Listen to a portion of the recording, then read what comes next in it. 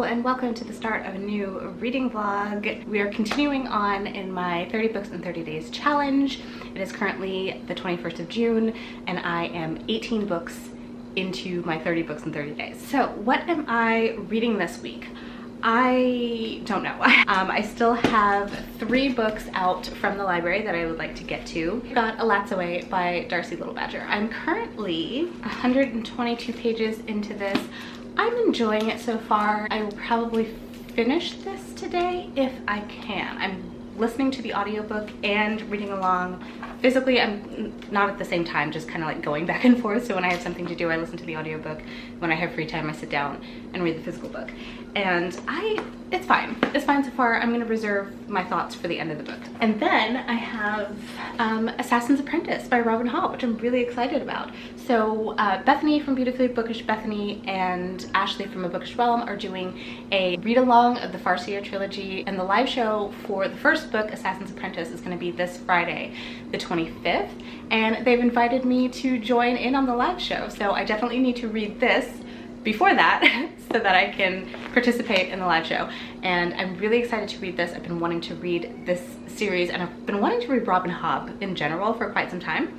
So I'm excited to check this book out and see how that goes. And then I have some audiobooks from my library that I have currently checked out. So we've got Love and Olives by Jenna Evans Welsh. This is the 3rd book in the Love and Gelato series. I read Love and Gelato, really loved it, and then I tried to read Love and Luck, and I DNF'd that. But when I was talking about that book in a recent wrap-up, someone commented and mentioned they also didn't like Love and Luck, but Love and Olives was much better. So I'm gonna check that out. I'm gonna be listening to that this week. Physics of the Impossible by Mikio Keiku. This is a nonfiction science book, and in it, Keiku is exploring the physics behind some of the things that we see frequently in science fiction.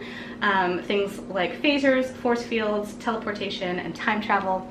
And this is one of the oldest books on my shelf, which is why I decided it's time to read it. So I do have the audiobook for this, which I think will work better. So welcome to the new vlog. Hope you enjoy.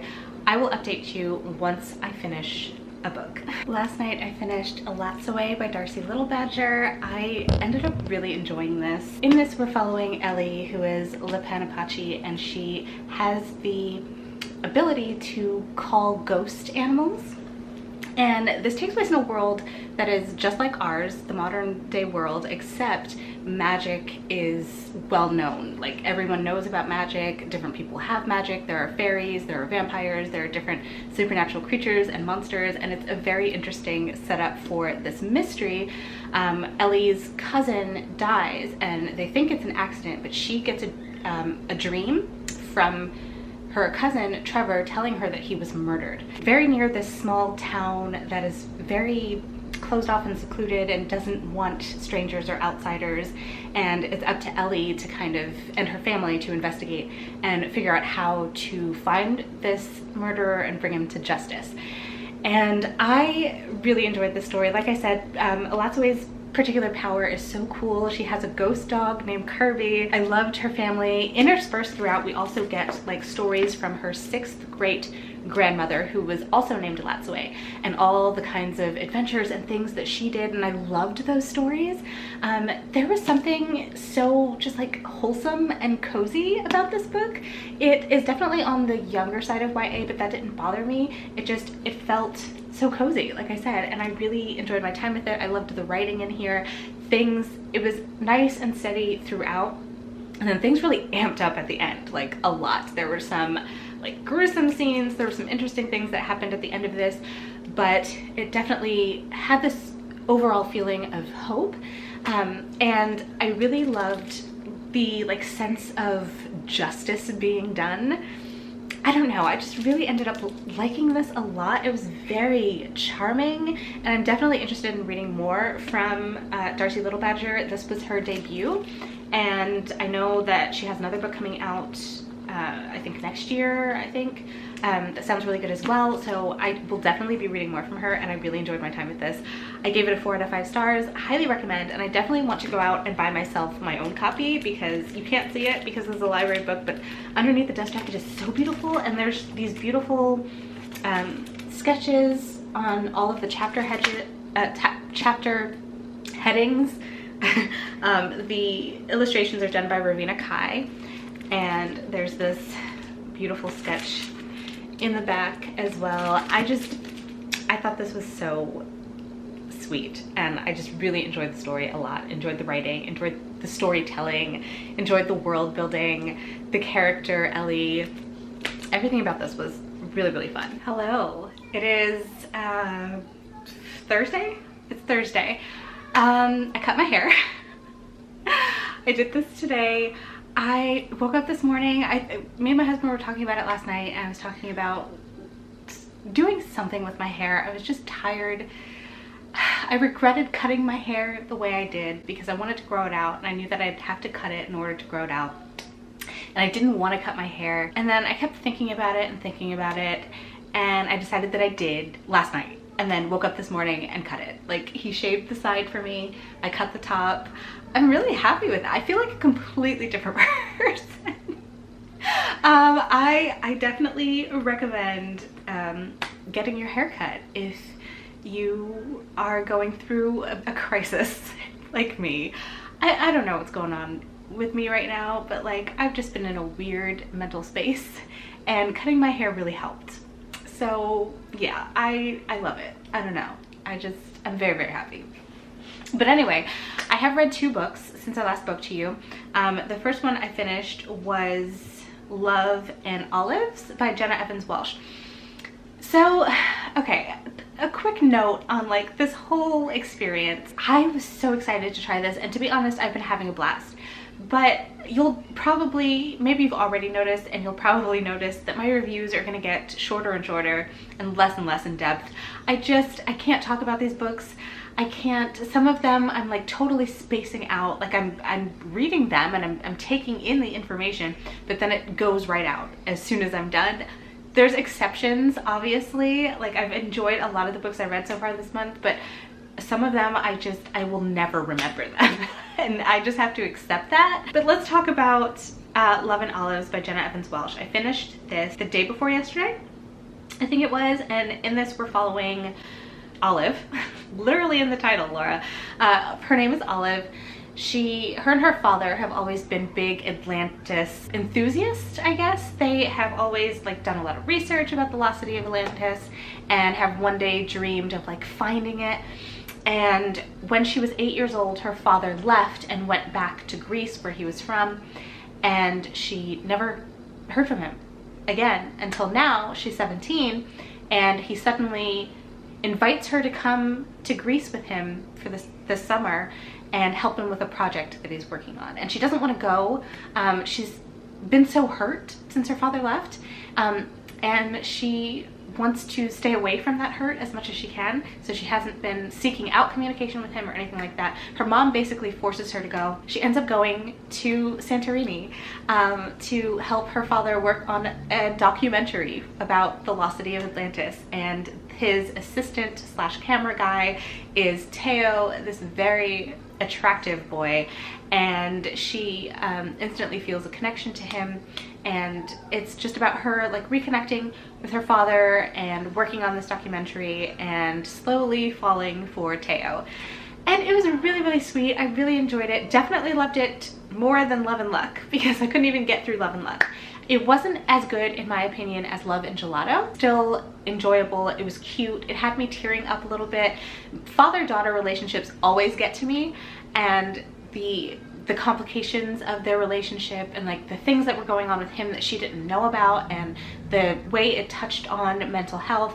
It was done pretty good, in my opinion, and I really enjoyed my time with it. I ended up giving it a 4 out of 5 stars. And then yesterday I picked up You Should See Me in a Crown by Leah Johnson. I picked this up because I was planning on, I wanted something light and easy to get through. This was that. I finished it all in one sitting. It was really enjoyable. In this one we're following Liz, which is my daughter's name, and Liz is all set to go to a certain college. She knows what she wants to do. And she's depending on a certain scholarship to get her to college. She can't get into it without it. And then she finds out that the scholarship falls through. So she's talking to her brother about it, and her brother tells her you should run for prom queen, because in their school, in this small town, prom is a very big deal, and the winner of prom queen gets a scholarship that would be just what she needs to get into the college of her dreams. And so she decides to run for prom queen. The problem is that she has spent her entire high school career trying to take up as little space as possible, trying to blend in as much as possible, not stand out in any way. She does not like being the center of attention, and so running for prom queen really challenges all of that for her.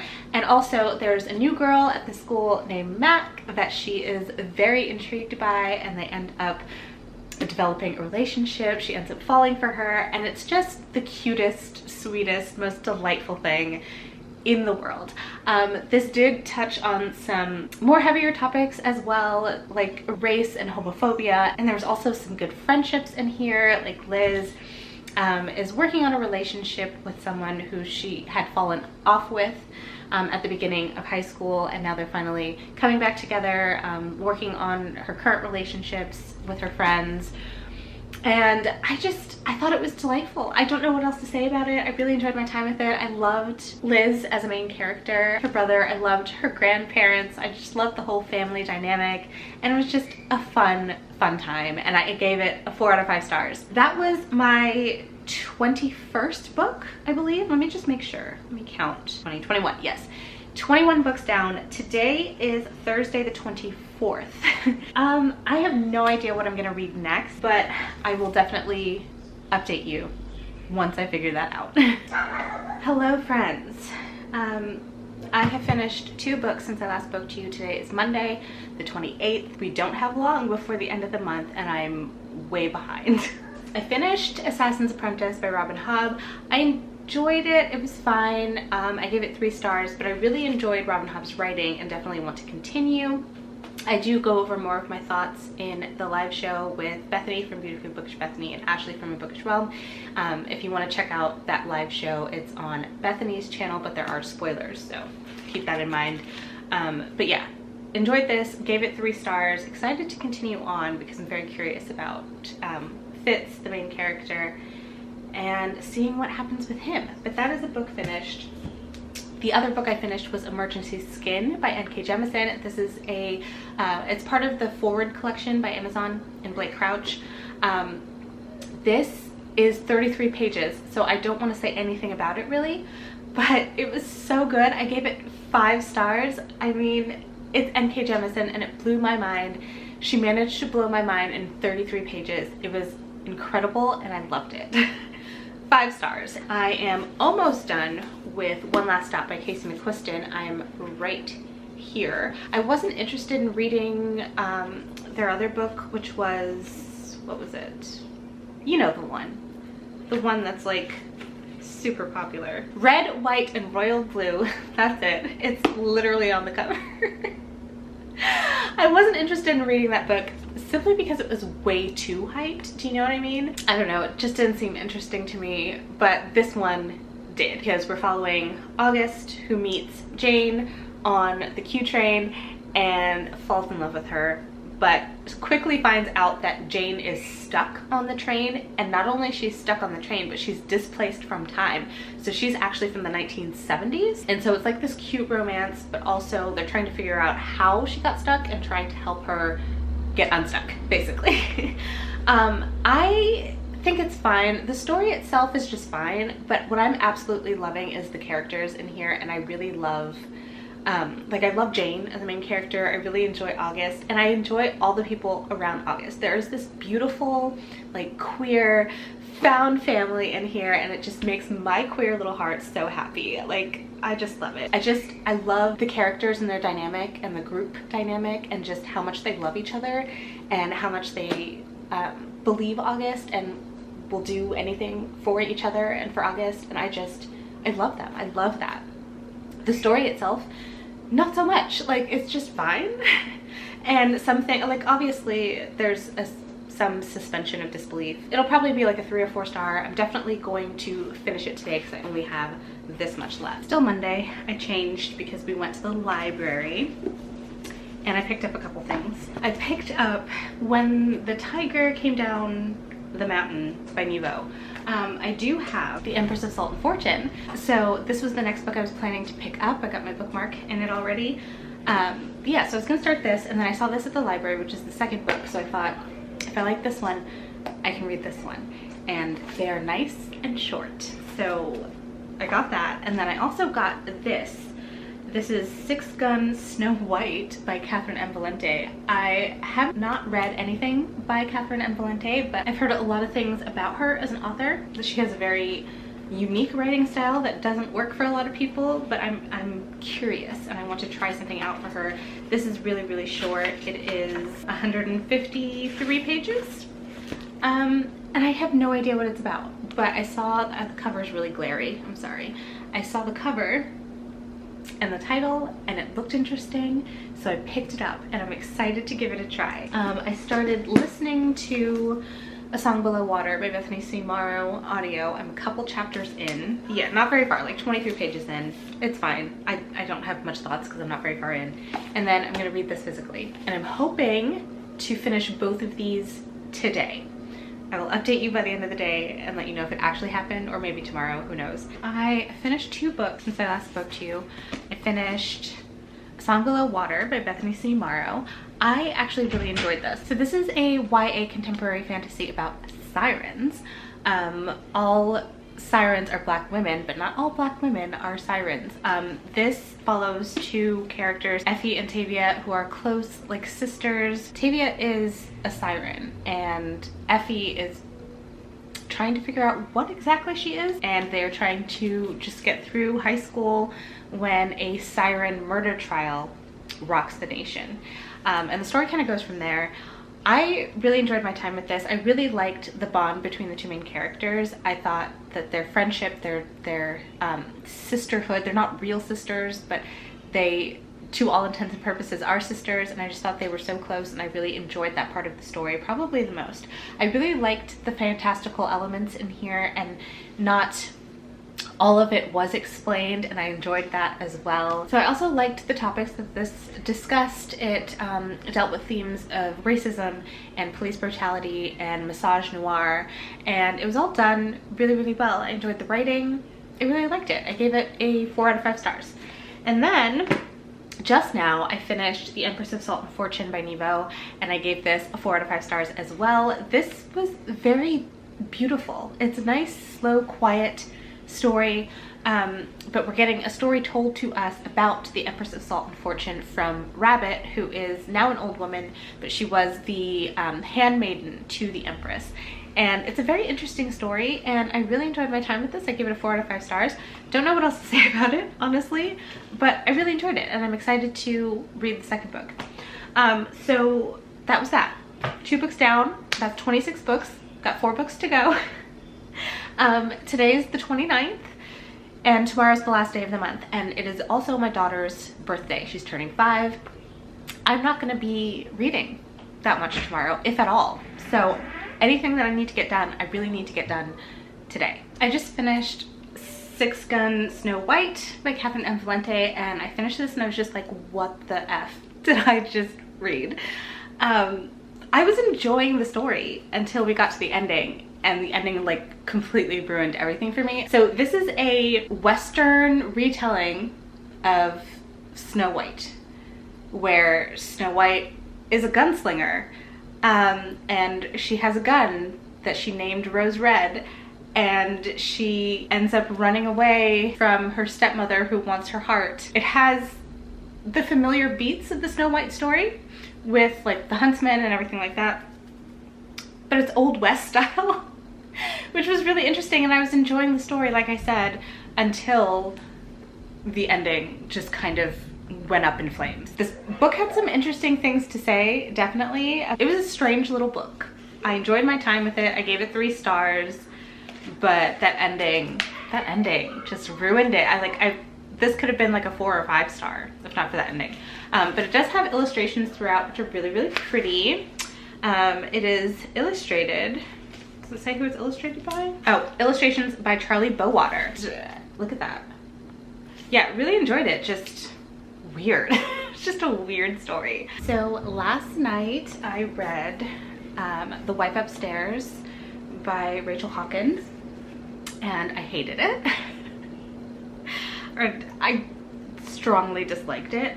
This is a thriller retelling of Jane Eyre, and it was not good in my opinion. I felt like it took a lot of the elements from Jane Eyre and twisted them in a way that wasn't satisfying, and the things that it did with characters from the original was just like, it was a disgrace to the original. And I'm saying that as not a classic snob, okay? I am not a classic snob. I don't even like classics, but Jane Eyre was really good. I enjoyed it.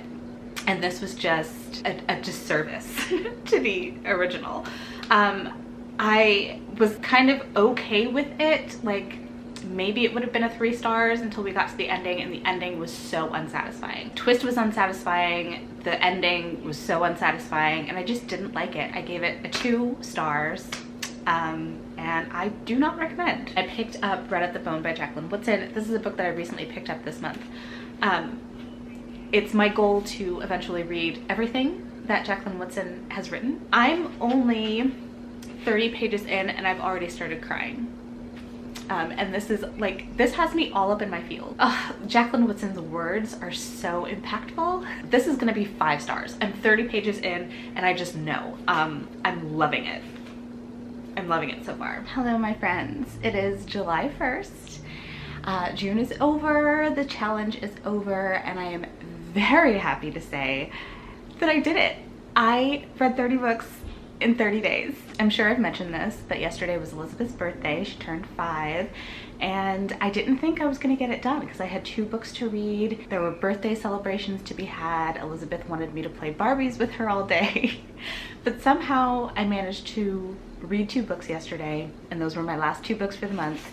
So I read Red at the Bone by Jacqueline Woodson, and I talked to you about this. I was 33 pages in when I gave you my update and told you that this was going to be a 5 stars. Absolutely, yes, it was. 5 out of 5 stars. I absolutely adored this. This is a multi-generational story, and it's about the bringing together of 2 families of very different classes, and what brings them together is the unexpected pregnancy of 16-year-old Iris. And we start off following Iris's child Melody when she's turning 16 and going through her like coming out or sweet 16 celebration type thing. And so we get to follow her, her father, her grandparents, her mother, and it was so beautiful. This book just, oh my god, Jacqueline Woodson's writing is so spectacular and it's so moving. It just really touched my heart and completely captivated me. It is a very powerful story, a very impactful one, and it's mostly about family and legacy and generational trauma and love and identity and sexuality and grief and love and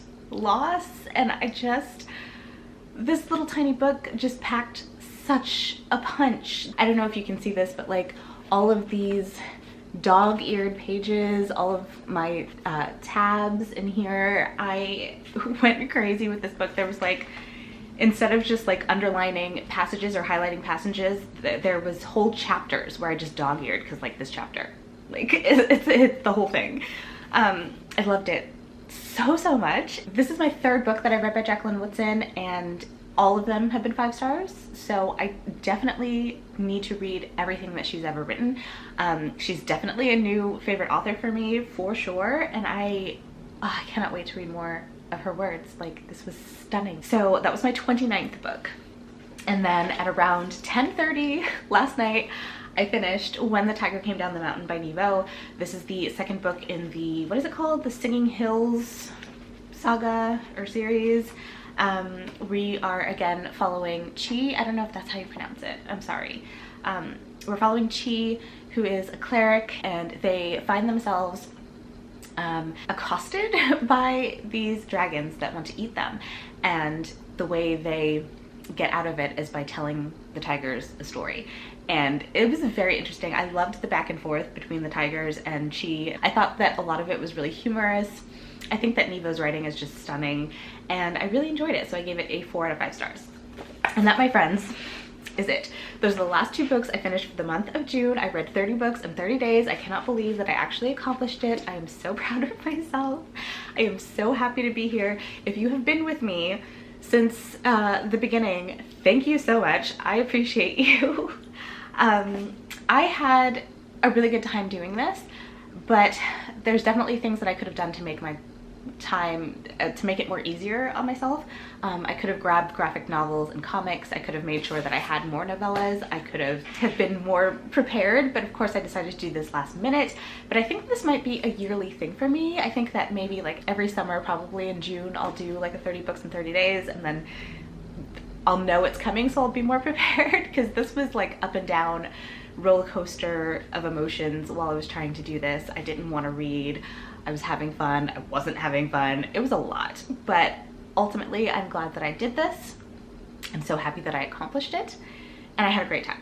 So let's go over all the books that I read in this particular vlog. So I started off with A Lat's Away by Darcy Little Badger. I don't have the copy anymore because I had to return it to my library, but I gave this a 4 out of 5 stars. I then read Love and Olives by Jenna Evans Welsh, which I gave 4 out of 5 stars as well. I read You Should See Me in a Crown by Leah Johnson, which I gave a 4 out of 5 stars. I read Emergency Skin by N.K. Jemisin, which I gave a 5 out of 5 stars. Assassin's Apprentice by Robin Hobb, which I gave a 3 out of 5 stars. One Last Stop by Casey McQuiston, which I gave a 4 out of 5 stars. A Song Below Water by Bethany C. Morrow, which I gave a 4 out of 5 stars. The Empress of Salt and Fortune by Nevo, which I gave a 4 out of 5 stars. A lot of 4 stars this week. The Wife Upstairs by Rachel Hawkins, which I gave a 2 out of 5 stars. Did not like that one. Six Gun Snow White by Catherine M. Valente. I gave this a 3 out of 5 stars. And then of course Red at the Bone, which was 5 out of 5 stars, and When the Tiger Came Down the Mountain, which was 4 out of 5 stars. So that is it. We are done. 30 books in 30 days has been accomplished. Do let me know down in the comments if you have any thoughts or opinions on anything.